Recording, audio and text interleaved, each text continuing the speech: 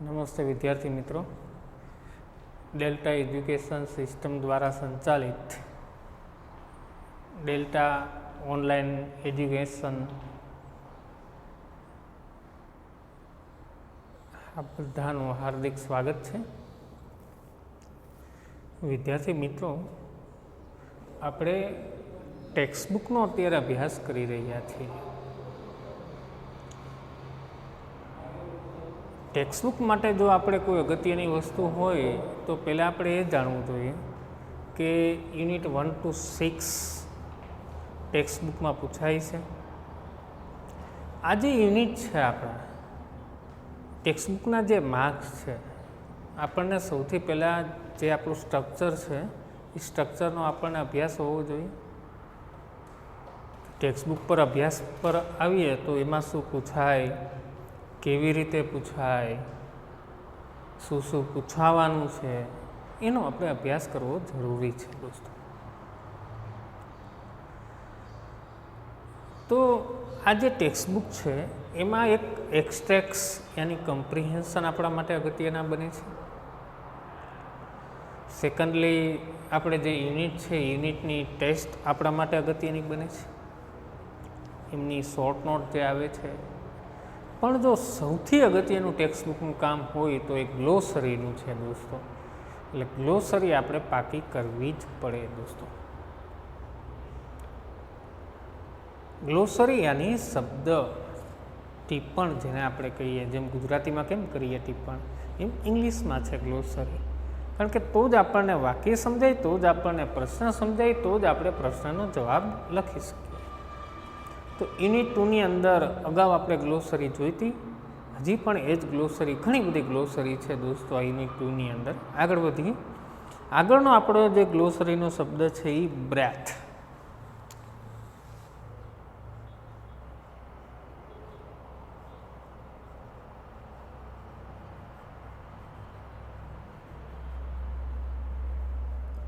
Breath. Breath એટલે શું થશે તો કે શ્વાસ. આજે આપણે શ્વાસ લઈએ છીએ એને બ્રેથ કહેવામાં આવે છે દોસ્તો. એના સ્પેલિંગમાં ખાસ ધ્યાન રાખજો. બ્રે, RE આવે છે, થનો તો TH છે, આ નક્કી છે. એક એક સ્પેલિંગનું ખાસ આપણે જ્ઞાન રાખવાનું છે, જરૂરી છે.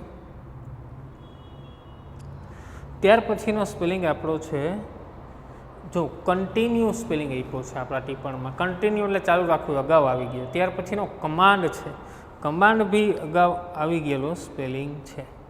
ત્યાર પછી છે ઓપરેટ.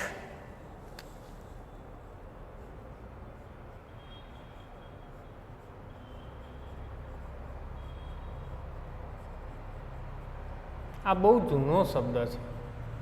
જો આના ઉપરથી કેટલા શબ્દ છે. ઓપરેટ પરથી ઓપરેશન નામનો શબ્દ આવે છે.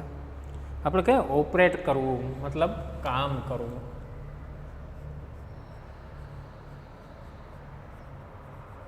ઓપરેટ મતલબ કામ કરવું.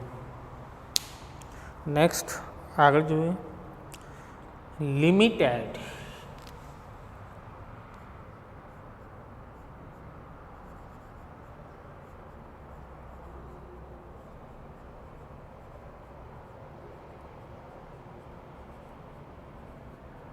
મર્યાદિત. લિમિટ જેને આપણે કહીએ છીએ, લિમિટેડ યાની મર્યાદિત. આગળ જોઈએ. રેડિયસ.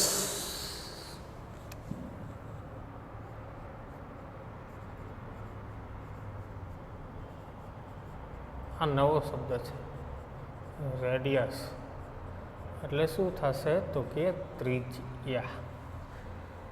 પાઠના સંદર્ભમાં જો તમને વાત કરું તો રેડિયસ છે એ અમુક એરિયા સુધી જ કામ કરતું, મતલબ અમુક ત્રિજ્યામાં જ વર્ક કરતું. જેમ કે આપણો પેલો ટીવીનો રિમોટ હોય અથવા ફોર વ્હીલની રિમોટવાળી ચાવી આવે છે, એ કહીએ ને કે આપણે અમુક ત્રિજ્યા પૂરતું જ કામ કરતું હોય, અમુક અંતર પૂરતું જ વર્ક કરતું હોઈએ છીએ. એના માટે આ શબ્દ પાઠની અંદર વપરાય. રેડિયસ એટલે ત્રિજ્યા. એક્સપ્લેન.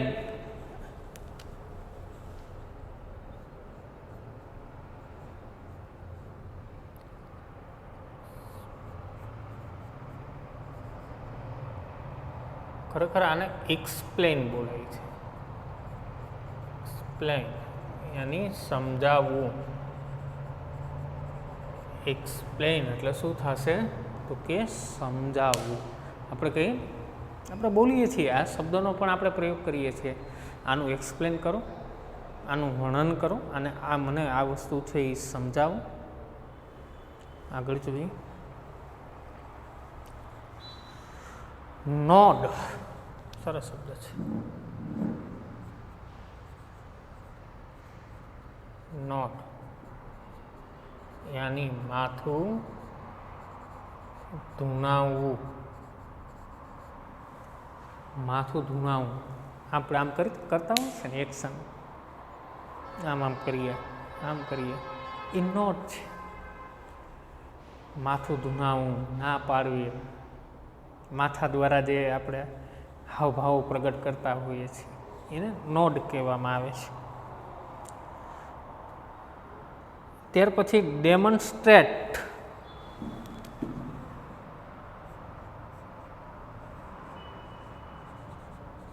ડેમોન્સ્ટ્રેટ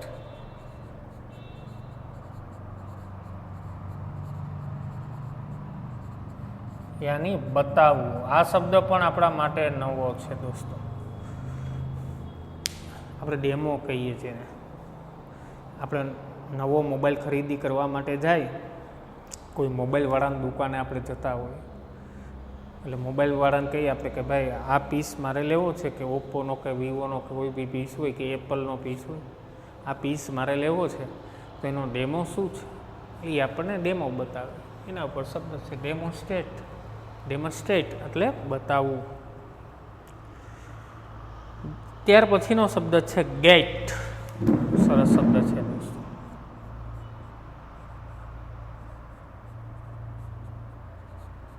ગેટ ચાલવાની રીત.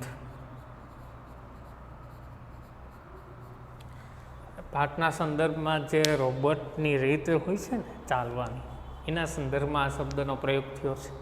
ગેટ યાની ચાલવાની રીત. સ્પેલિંગ તો GATE નથી.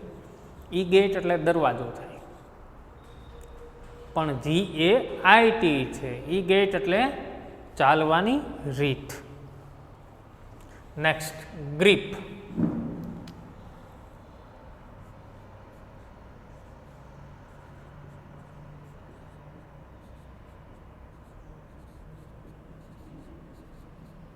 યાની પકડ. ગ્રીપ એટલે શું થશે? પકડ.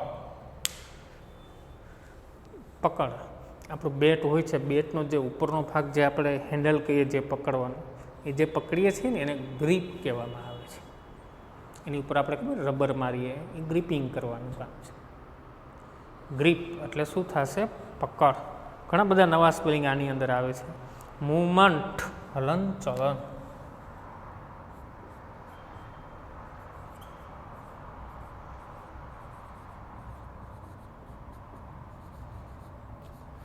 મૂવમેન્ટ એટલે શું થશે તો કે હલન ચલન. મૂવમેન્ટ એટલે શું થાય? હલન ચલન. ઘણા બધા નવા શબ્દો આની અંદર છે દોસ્તો.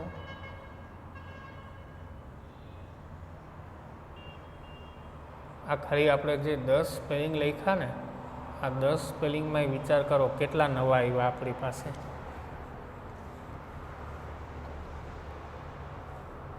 ગેટ આપણે નવો છે, ગ્રીપ નવો છે, મુવમેન્ટ નવો છે, નોડ નવો છે, રેડિયસ નવો જાણવા મળ્યો છે. આપણે ઘણા બધા નવા સ્પેલિંગ છે આ યુનિટની અંદર.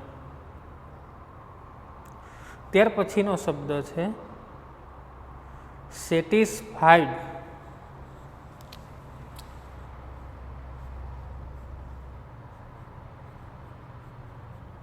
સેટિસ્ફાઈડ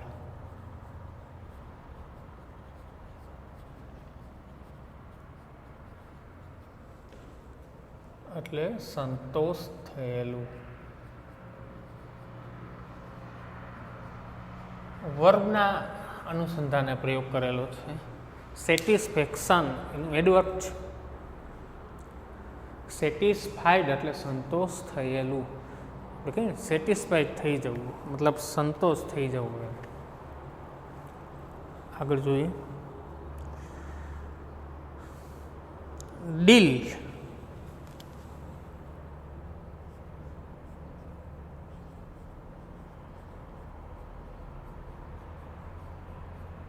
યાની સોદો, ડીલ કરવી. આપણે બોલીએ છીએ આપણે કંઈ વસ્તુ લેવા ગયા હોય અને એ આપણના ભાવમાં અને વેપારીને એના ભાવમાં બેયનું સમજૂતી થઈ જાય તો આપણે પછી એનું શું કરીએ, ડીલ કરીએ છીએ, મતલબ એનો સોદો કરીએ છીએ. સપોઝ આપણે કંઈ મોબાઈલ લેવા ગયા હોય કે બુક્સ કે પેન લેવા ગયા હોય, આપણે કહીએ કે આ ભાવમાં મારે લેવું છે, વેપારી કે ઓકે, તો એ ડીલ કરી કહેવામાં આવે છે. ડીલ. અને બીજો શબ્દ છે ડીડ. તો એ શબ્દ છે ડીડ, આને ડીડ કહેવાય છે. આ ડીડ એટલે શું થાય તો કે કાર્ય થાય, જેને આપણે ઇંગ્લિશમાં એનો સમાનાર્થી શબ્દ છે એક્શન. એક્શન એટલે કાર્ય. એટલે આવા જે શબ્દો પ્રોનાઉન્સવાળા જે અટપટા શબ્દો આવે છે એનો અભ્યાસ રાખવો તમારે. આગળ જોઈએ ડિસિપ્લિન. બહુ સરસ શબ્દ છે ડિસિપ્લિન. ડિસિપ્લિન, ડિસિપ્લિન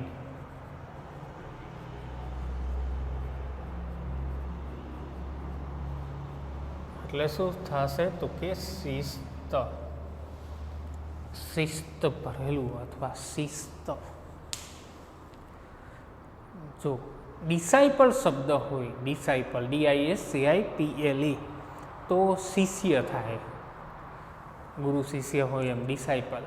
પણ જો ડિસિપ્લિન શબ્દ હોય તો શું થશે, એનો મિનિંગ શું થશે તો કે શિસ્ત મિનિંગ થશે દોસ્તો. આગળ જોઈએ સિસ્ટમ યાની રચના.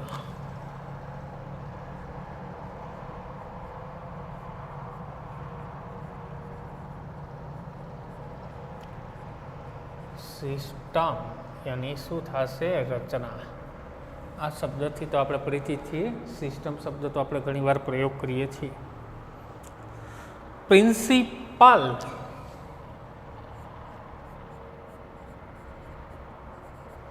પ્રિન્સિપલ, પ્રિન્સિપલ યાની સિદ્ધાંત. આ શબ્દ પાઠમાં તમને ખૂબ પ્રયોગમાં આવશે. પ્રિન્સિપલ એટલે શું થાય છે, સિદ્ધાંત. જો પ્રિન્સિપાલ નથી, પ્રિન્સિપાલનો સ્પેલિંગ આવો છે દોસ્તો. આ પ્રિન્સિપાલ એ આવે છે, આ પાછળનો ભાગ જો. આ પ્રિન્સિપાલ એટલે શું થાય તો કે આચાર્ય. આ પ્રિન્સિપલ છે. જ્યારે આપણે પ્રશ્ન જવાબ લખતા હોય ત્યારે સ્પેલિંગની અંદર ખાસ ધ્યાન રાખવું. પ્રિન્સિપલ એટલે સિદ્ધાંત થશે, પ્રિન્સિપાલ તો આચાર્ય થશે. ઓબે.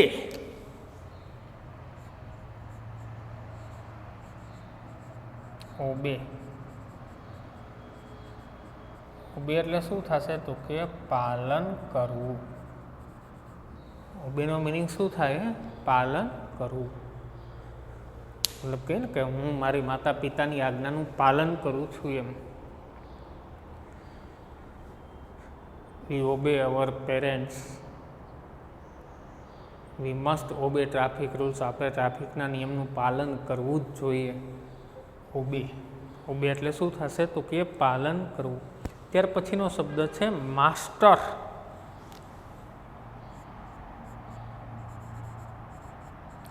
માસ્ટર,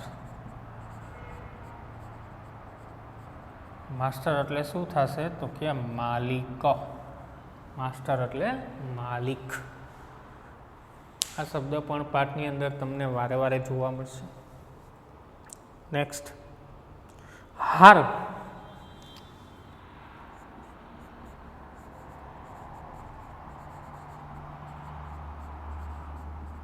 હાર્મ એટલે શું થશે તો કે નુકસાન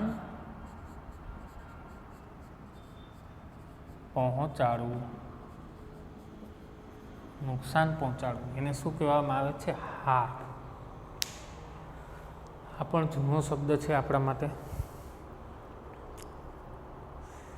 ઇમ્પ્રેસ.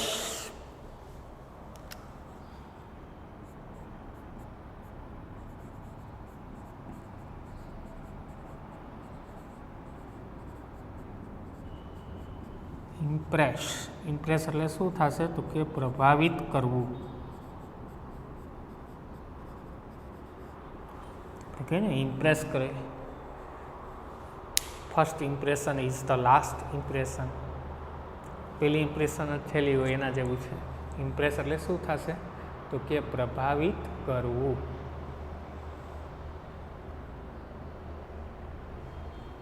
આગળ જોઈએ.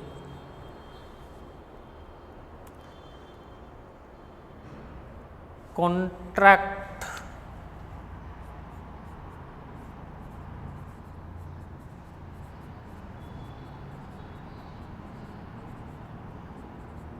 કોન્ટ્રાક્ટ યાની કરાર. આપણે કોઈ બી વસ્તુના કરાર કરીએ ને એ શું કહેવામાં આવે છે? કોન્ટ્રાક્ટ કહેવામાં આવે છે.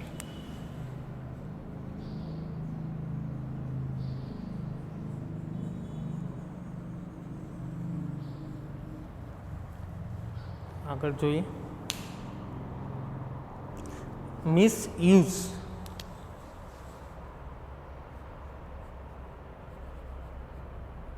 મિસયુઝ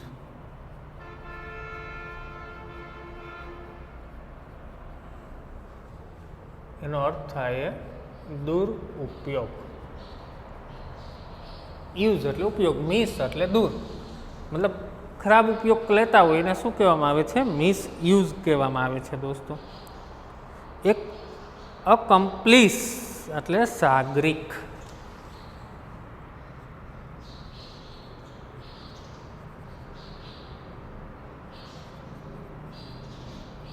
અકમ્પ્લીસ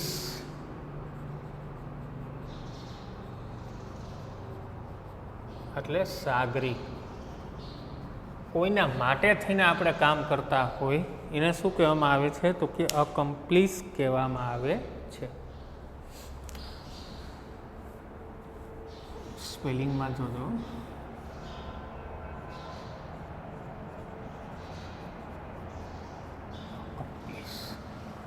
યાની સાગરિક. ત્યાર પછી સ્ટ્રેન્જ. આ શબ્દ પણ તમને વારે વારે દેખાશે. સ્ટ્રેન્જ. સ્ટ્રેન્જ એટલે શું થશે? તો કે વિચિત્ર, અજાયણું. આપણે કહીએ ને સ્ટ્રેન્જ પેસેન્જર યાની અજાયણો મુસાફર. ત્યાર પછી અમ્યુઝિંગ.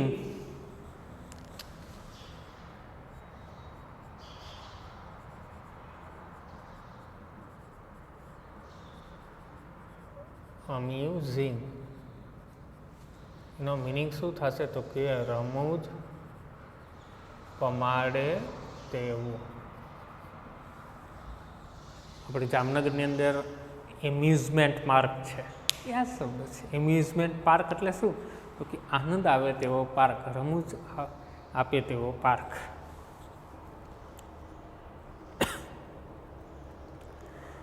ટ્રીમેન્ડસ.